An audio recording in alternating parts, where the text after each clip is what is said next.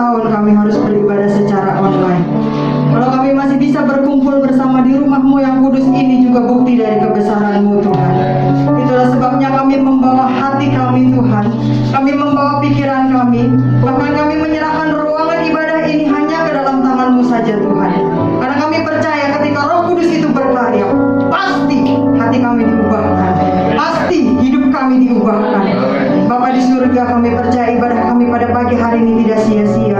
Biarlah hati kami dijadikan hati tanah yang subur, supaya setiap benih firman Tuhan yang ditaburkan tidak dicuri oleh si iblis, tetapi semakin berakar dan bertumbuh, membuat iman kami tetap teguh di masa-masa sesesakan ini, bertumbuh ke arah kebenaran Tuhan kami Yesus Kristus. Terima kasih Tuhan, hanya di dalam nama Yesus kami menyerahkan semuanya ke dalam tangan-Mu. Yang percaya bersama kita katakan amin. Silakan duduk Bapak Ibu Saudara. Ya, selamat pagi, shalom. Bagaimana Bapak Ibu hadir kembali dalam rumah Tuhan di tempat ini? Apakah Bapak Ibu melihat sesuatu yang berbeda? Berbeda ya. Nah, ini semua bukti kebesaran Tuhan.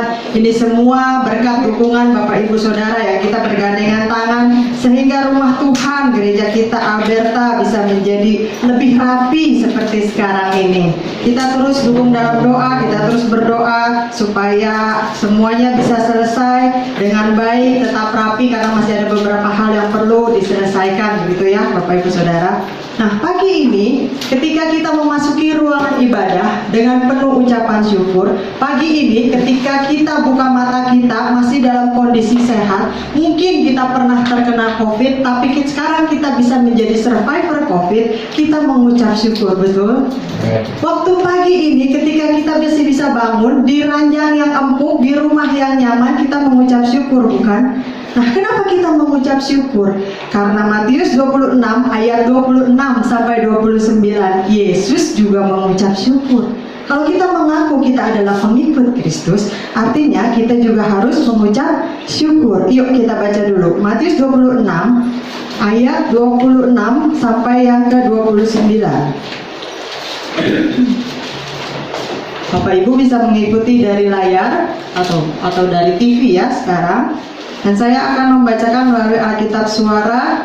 Dan ketika mereka sedang makan, Yesus mengambil roti, mengucap berkat, memecah-mecahkannya, lalu memberikannya kepada murid-muridnya, dan berkata, "Ambillah, makanlah, inilah tubuhku." Sesudah itu, ia mengambil cawan, mengucap syukur, lalu memberikannya kepada mereka, dan berkata, "Minumlah, kamu semua, dari cawan ini, sebab inilah darahku, darah perjanjian yang ditumpahkan bagi banyak orang untuk pengampunan dosa.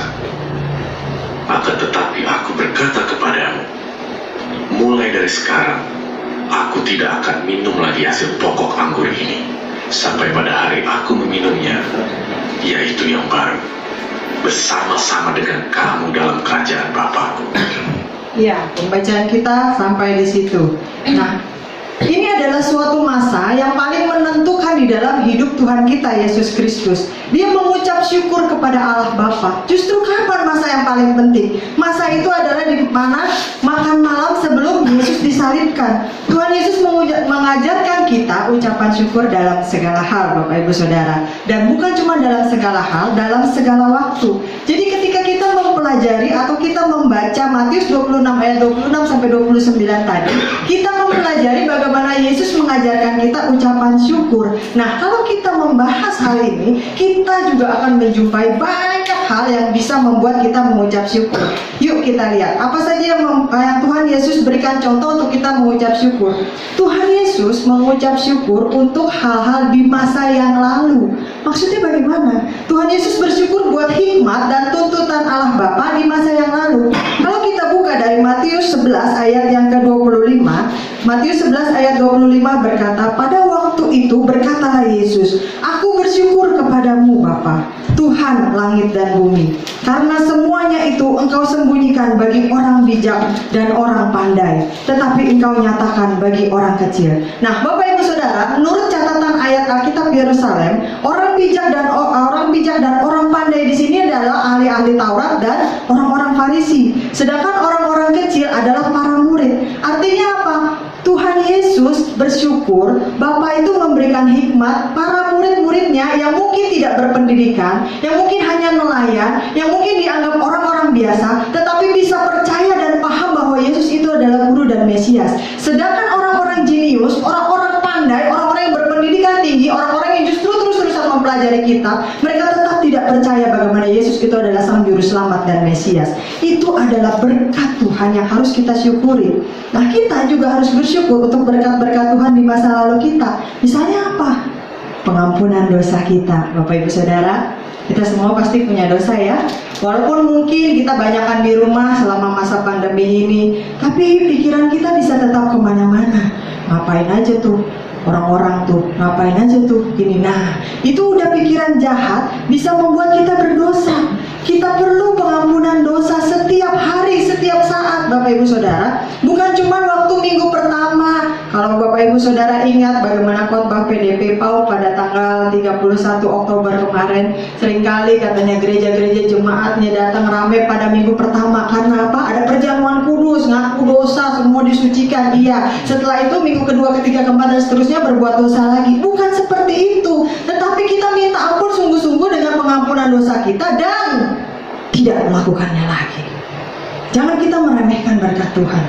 Setiap kita mengaku dosa, Tuhan pasti akan ampuni. Tetapi bukan kita menggampangkan, udahlah berbuat dosa lagi aja, besok minta ampun lagi juga Tuhan ampuni. Tuhan kan Maha Pengasih dan Penyayang.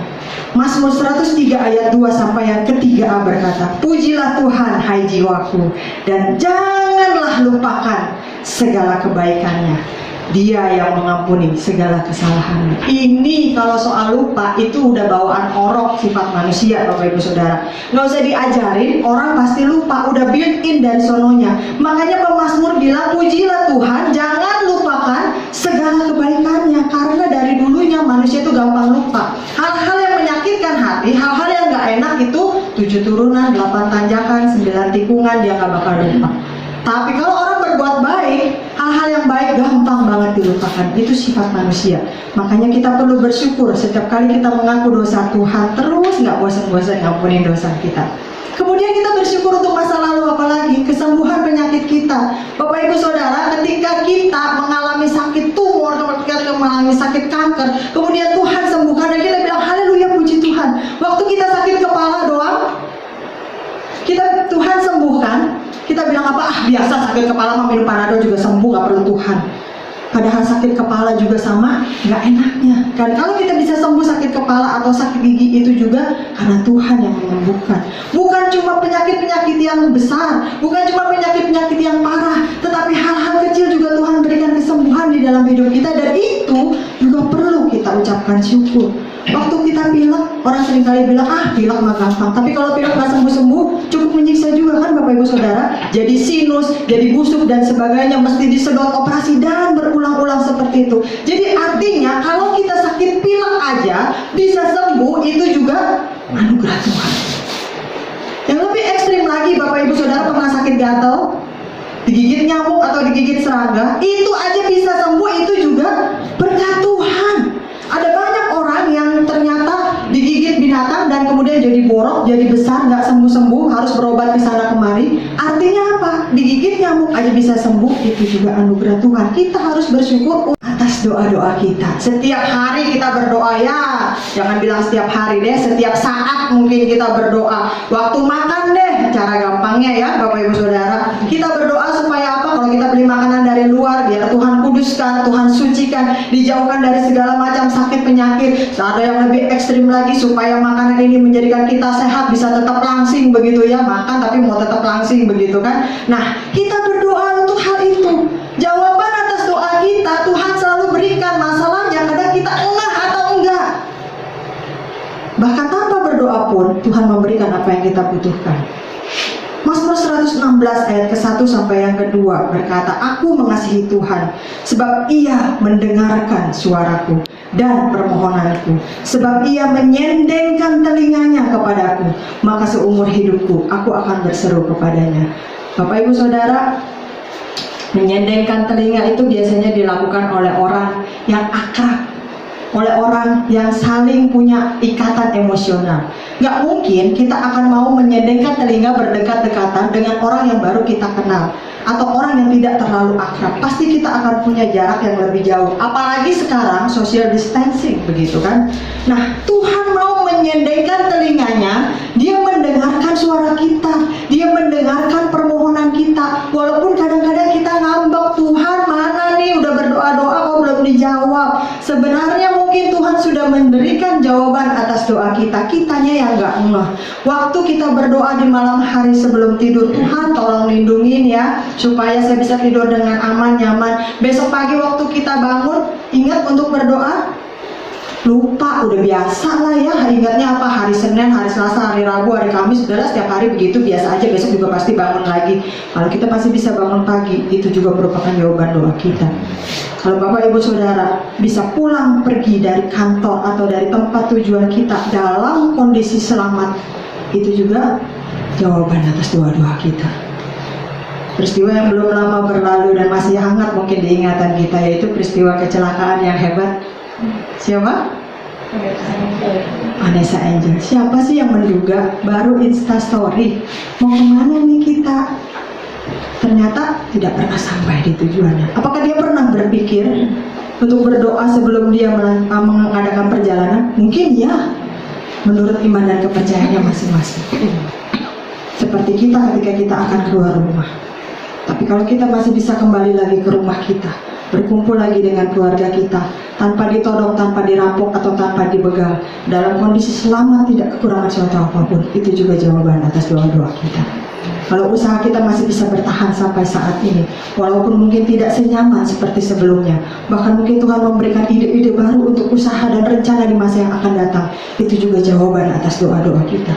Kalau anak-anak kita sekarang sudah memasuki fase kehidupan yang berikutnya, mungkin sudah pada kuliah, mungkin ada yang sudah bekerja, bahkan mendapatkan proyek-proyek yang sebelumnya tidak pernah kita pikirkan dia bisa mendapatkannya, itu juga jawaban atas doa-doa kita. Dan mungkin jawaban atas doa itu tidak seperti kita makan cabai rawit, Bapak Ibu Saudara, langsung dimakan, langsung pedas. Tapi yang pasti ketika kita berdoa, Tuhan pasti menjawab.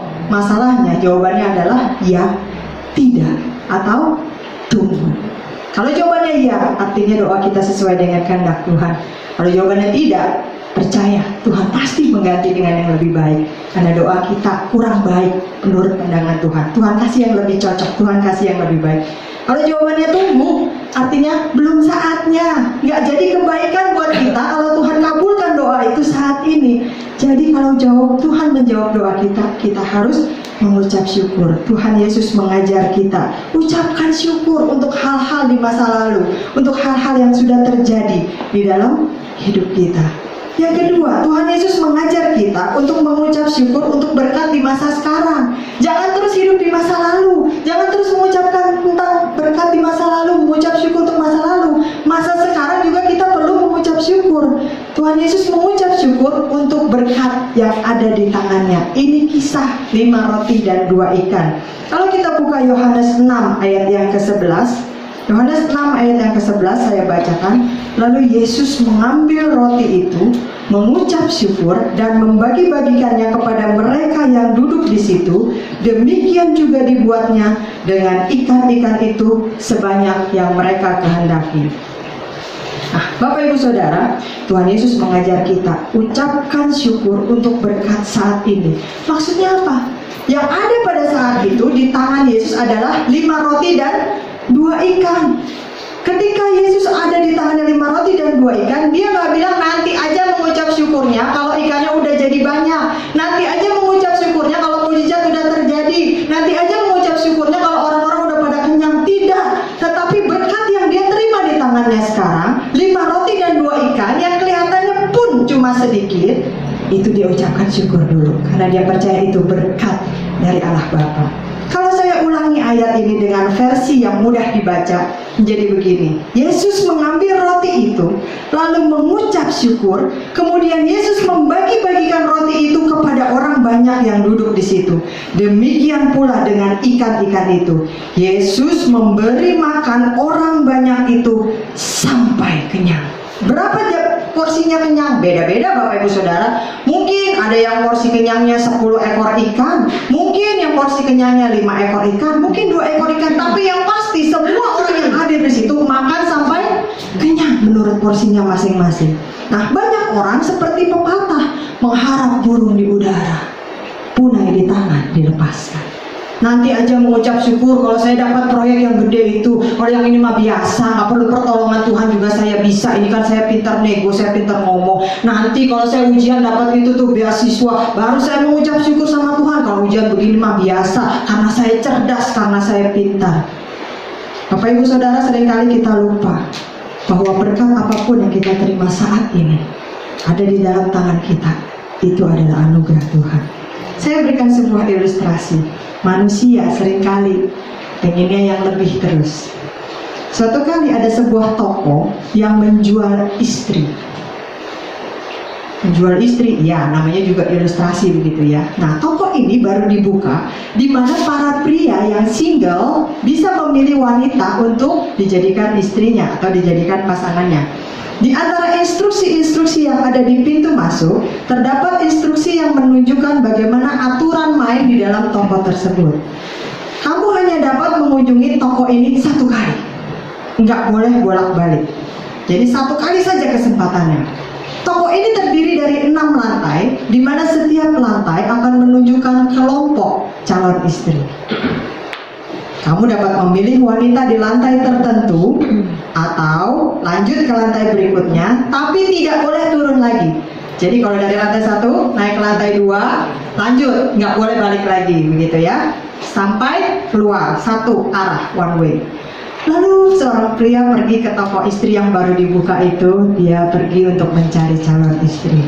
Di setiap lantai ada tulisan seperti ini. Lantai 1, wanita di lantai ini taat kepada agama dan pandai memasak. Wah, pria itu tersenyum. Boleh juga. Kemudian dia kurang puas, dia mau yang lebih lagi. Dia naik ke lantai yang berikutnya. Lantai 2, wanita di lantai ini taat pada agama, pandai memasak, dan lemah lembut. Udah nambah ya kriterianya, kebaikannya. Wah, pria ini kembali senyum-senyum makin lebar. Tapi dia masih belum puas lagi. Dia naik lagi ke lantai berikutnya. Lantai 3, wanita di lantai ini taat pada agama, pandai memasak, lemah lembut, dan cantik. Wah, tambah lagi kebaikannya. Si pria ini dalam hati dibilang, wow. Tapi pikirannya masih belum puas. Dia masih pengen yang lebih lagi, yang lebih baik lagi. Dan dia naik lagi ke lantai berikutnya. Lantai 4, wanita di lantai ini taat pada agama, pandai memasak, lemah lembut, cantik banget, dan sayang anak-anak. Ya ampun, dia berseru. Aduh, aku hampir gak percaya ada loh ternyata wanita seperti ini gitu ya. Tapi dia masih tetap kurang puas Bapak Ibu Saudara. Dia masih lanjut lagi ke lantai berikutnya. Lantai 5, wanita di lantai ini taat pada agama, pandai memasak, lemah lembut, cantik banget, sayang anak-anak, seksi, dan pintar melayani suami. Wah, udah makin lebih lagi gitu kan. Dia tergoda untuk berhenti di lantai 5 ini. Lama dia berpikir-pikir, tapi dasar manusia, dia tetap penasaran begitu ya. Lalu dia pengen yang lebih baik lagi. Kalau lantai 5 aja udah baik begini, pasti lantai berikutnya ini lebih baik lagi nih, lebih banyak lagi kebaikannya. Dia naik ke lantai 6 Bapak Ibu Saudara. Lantai 6, Anda adalah pengunjung yang ke-8.089.356. Tidak ada wanita di lantai ini. Lantai ini hanya semata-mata pembuktian untuk pria yang tidak pernah puas dan terus mencari wanita yang sempurna. Selamat datang, terima kasih telah datang di toko istri. Mohon hati-hati ketika keluar dari sini. Bapak Ibu Saudara, keluarlah pria dari toko tersebut dengan wajah penuh kekecewaan, lemah letih lesu lebay. Mengharap burung di udara, burung di tangan dilepaskan. Itu sifat manusia, sehingga bisa ada pepatah seperti ini. terus mencari yang terbaik, tidak pernah puas di dalam hidupnya, tidak pernah menghargai berkat Tuhan yang dia bisa nikmati saat ini, sampai akhirnya dia tidak bisa mendapatkan apa-apa. Bapak Ibu Saudara, pesan ini bukan hanya bagi para pria loh ya. Bisa juga cerita ini untuk para wanita, sama berlakunya. Jangan terus kita mau yang lebih kita nikmati apa yang Tuhan berikan di dalam hidup kita. Bukan hanya harta benda Bapak Ibu Saudara, tetapi keluarga kita, suami kita, istri kita, anak kita, mantu, cucu, dan semuanya. Bukan hanya berkat itu, bukan hanya tentang hal-hal materi saja. Sesungguhnya jika kita mensyukuri apa yang sudah kita dapatkan saat ini, kita terima apa adanya, kita terus saling memperbaiki, saling mendukung, maka sebenarnya kesempurnaan itu akan kita rasakan di antara kita. Begitu juga di dalam keluarga besar gereja kita Alberta. Tuhan Yesus mengajar kita untuk mengucap syukur dengan apa yang ada di tangan kita saat ini, bukan hanya mengharap hal-hal yang nanti. Tuhan Yesus juga ngajarin kita loh untuk bersyukur untuk hal-hal yang gak enak. Seringkali orang bersyukur kalau dia terima gaji ke 13, 14, 15. Haleluya, puji Tuhan. Seringkali orang bersyukur, saya bersaksi karena Tuhan telah memberikan saya promosi jabatan. Enak. Jarang orang yang bersaksi, saya bersaksi, puji Tuhan, haleluya, hari ini saya di PHK. Jarang orang yang bersaksi seperti itu. Jarang orang yang bilang, puji Tuhan, terima kasih Tuhan, usaha saya yang udah saya bina selama ini bertahun-tahun bangkrut, habis total. Jarang orang yang bilang seperti itu. Terima kasih ya Tuhan karena saya telah mendapatkan penyakit yang amat parah Tuhan. Jarang orang yang bersyukur untuk hal-hal yang gak enak. Tetapi di dalam Matius 26 ayat yang ke-42, Tuhan Yesus mengajar kita untuk kita bersyukur untuk hal-hal yang gak enak, yang gak nyaman dalam hidup kita. Dia bukan cuma mengajar, dia kasih contoh kepada kita. Matius 26 ayat yang ke-42. Lalu ia pergi untuk kedua kalinya dan berdoa, katanya, ya Bapakku, jikalau cawan ini tidak mungkin lalu kecuali apabila aku meminumnya, jadilah kehendakmu. Kalau saya baca dari versi yang berbeda, bahasa Indonesia masa kini lebih jelas. Sekali lagi Yesus pergi berdoa, katanya, Bapa, jikalau penderitaan ini harus aku alami dan tidak dapat dilewati, tidak dapat dijauhkan, biarlah kemauan Bapa yang jadi. Bapak Ibu Saudara, saya punya dua orang mentor yang sangat berpengaruh di dalam hidup saya. Yang satu adalah almarhum Bapak Gembala. Dia selalu berkata begini, kalau Tuhan yang suruh, jalan. Tuhan pasti perlengkapi, Tuhan pasti memampukan. Tuhan gak pernah nyuruh terus dia tinggalin kita sendiri. Satu lagi mentor yang berpengaruh dalam hidup saya adalah almarhum Evangelist Lee Weichen. Dua-duanya udah almarhum, udah selesai tugasnya gitu ya. Dia selalu bilang gini, emang hidup kita gak selalu enak, tapi kita perlu bilang juga sama Tuhan. Bilang sama Tuhan begini, Tuhan gak enak nih Tuhan, gak nyaman loh buat saya, tapi karena Tuhan yang suruh, saya mau belajar taat. Tolong saya ya Tuhan. Di dalam hidup kita, tidak semua hal enak yang kita alami. Betul apa benar? Tidak semua suka, ada juga duka. Tidak semua tertawa, ada juga menangis. Tapi kalau kita percaya Tuhan selalu beserta dengan kita, Alberta, maka kita akan bisa selalu mengucap syukur. Kita bersyukur untuk hidup kita sekarang ini, baik ketika berkat itu banyak seperti di dalam Lukas 5 ayat yang ke-6. Dan setelah mereka melakukannya, mereka menangkap sejumlah besar ikan sehingga jala mereka mulai koyak. Lalu mereka memberi isyarat kepada teman-temannya di perahu yang lain supaya mereka datang membantunya, dan mereka itu datang. Lalu mereka bersama-sama mengisi kedua perahu itu dengan ikan hingga hampir tenggelam. Ketika Simon Petrus melihat hal itu, ia pun tersungkur di hadapan Yesus dan berkata, Tuhan, pergilah daripadaku, karena aku ini seorang berdosa. Kalau kita punya hati seperti Petrus, kita tahu bahwa sebagai manusia berdosa, harusnya yang kita terima adalah hukuman maut. Upah dosa adalah maut. Tapi Yesus datang, dia malah memberikan berkat, dia malah memelihara hidup kita, dia malah memberikan pengampunan, dia malah kasih berkat yang banyak. Kita juga bersyukur untuk berkat yang sedikit. Yohanes 6 ayat 7 sampai ke 9 berkata, ini kisah yang tadi ya Bapak Ibu Saudara, 5 roti dan 2 ikan lagi. Jawab Filipus kepadanya, roti seharga 200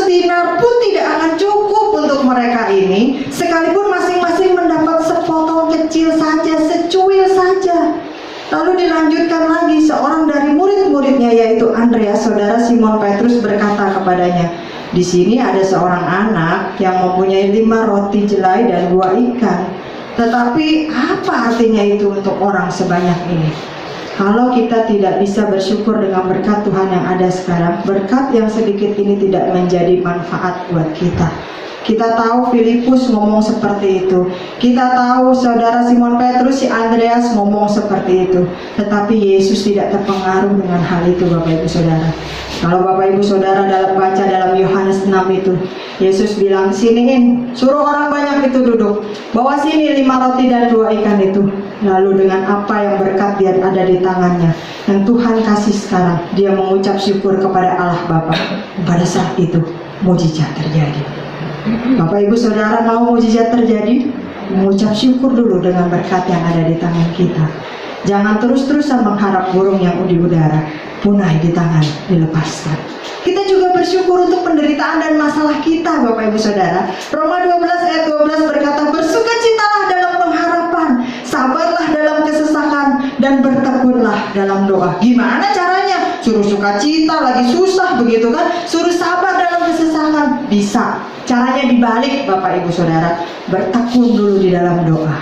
Ketika kita bertekun di dalam doa, kita bisa sabar melewati kesesakan, masalah, tantangan, pergumulan dalam hidup kita.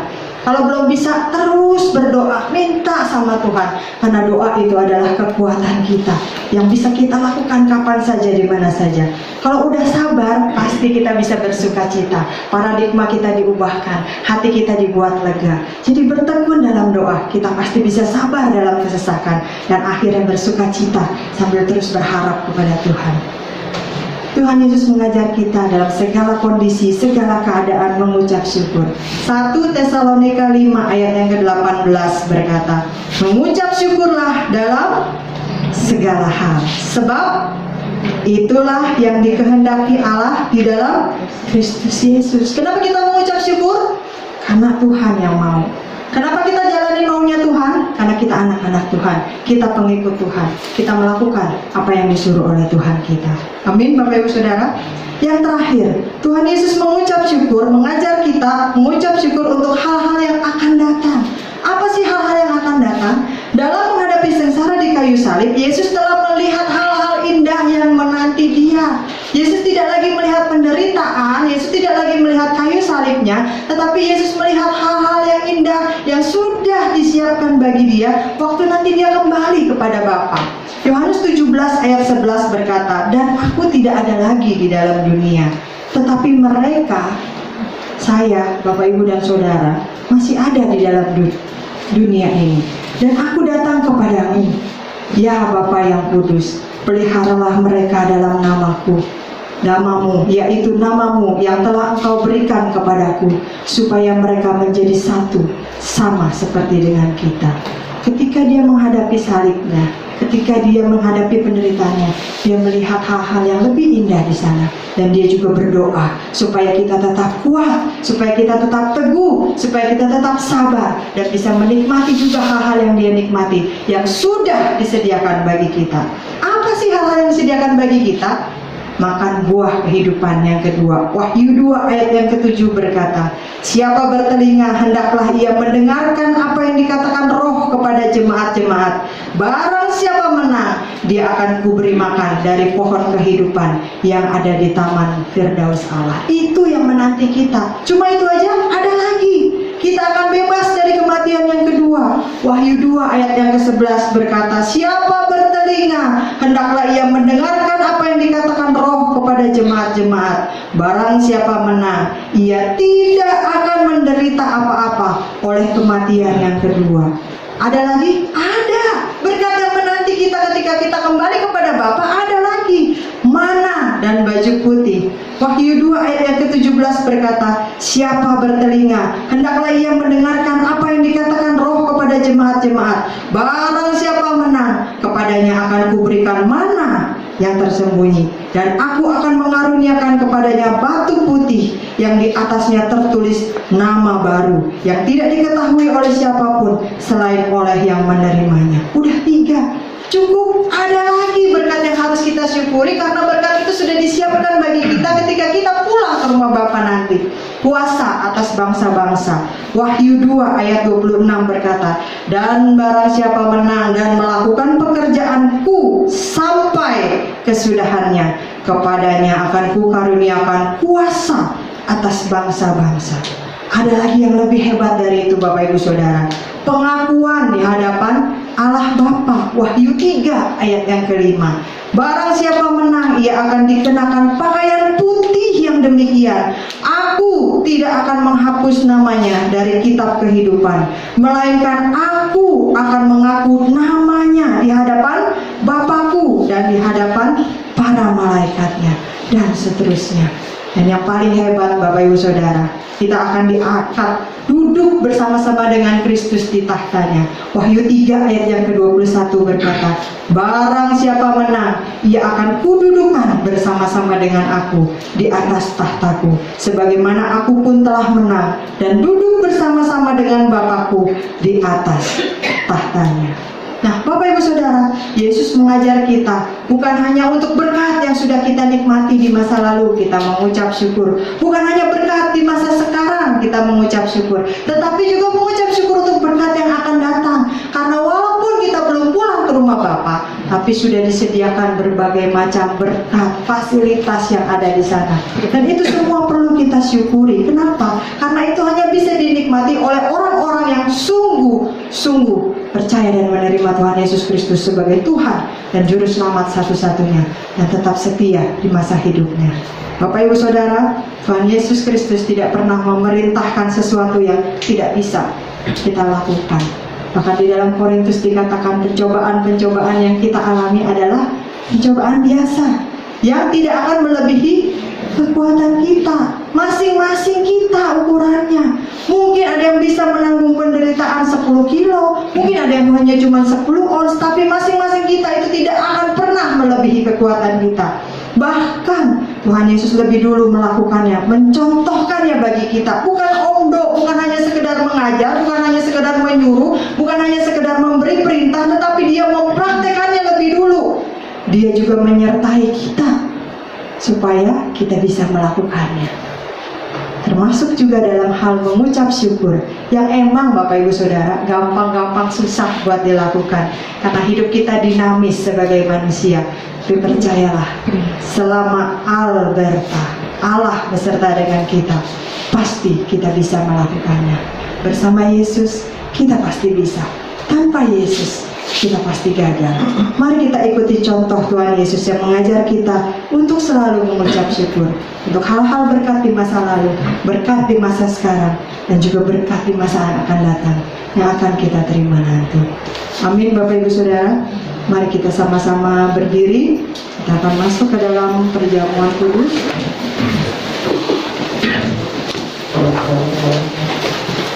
Saya undang tim pemuji untuk maju ke depan.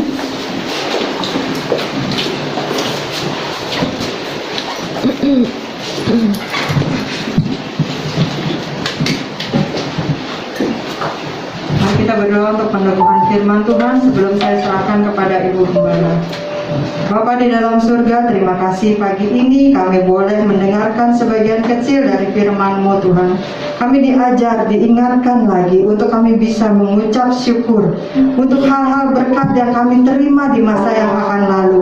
Ajar kami Tuhan supaya kami bisa mengingat kembali kebaikan Tuhan, bukan hanya mengingat hal-hal yang gak enak dalam hidup kami, tetapi kalau kami masih bisa ada sampai saat ini melewati hari demi hari yang sudah berlalu, itu juga adalah berkat Tuhan. Ajar kami juga Tuhan untuk kami bisa mengucap syukur untuk berkat yang kami nikmati saat ini, bukan hanya meminta hal-hal yang besar dan spektakuler, tetapi 5 roti dan 2 ikan saja. Kalau kami bisa ucapkan syukur, itu menjadi mujizat di dalam hidup kami dan tidak akan pernah membuat kami kelaparan. Bapa di dalam surga, ajar kami juga untuk kami bisa bersyukur untuk hal-hal di masa yang akan datang, yang sudah Tuhan siapkan untuk menanti kami, yang sudah Tuhan siapkan untuk kami semua yang tetap setia dan percaya ketika kami pulang ke rumah Bapa nanti. Terima kasih Tuhan, dan ampuni kami kalau selama ini kami lebih banyak mengeluh, kami lebih banyak ngomel, kami lebih banyak mengharap hal-hal yang besar, padahal Tuhan selalu memelihara hidup kami. Providensia Tuhan tidak pernah lepas dari hidup kami. Ampuni kami Tuhan kalau kami hanya melihat hal-hal yang sesuai dengan apa yang kami mau,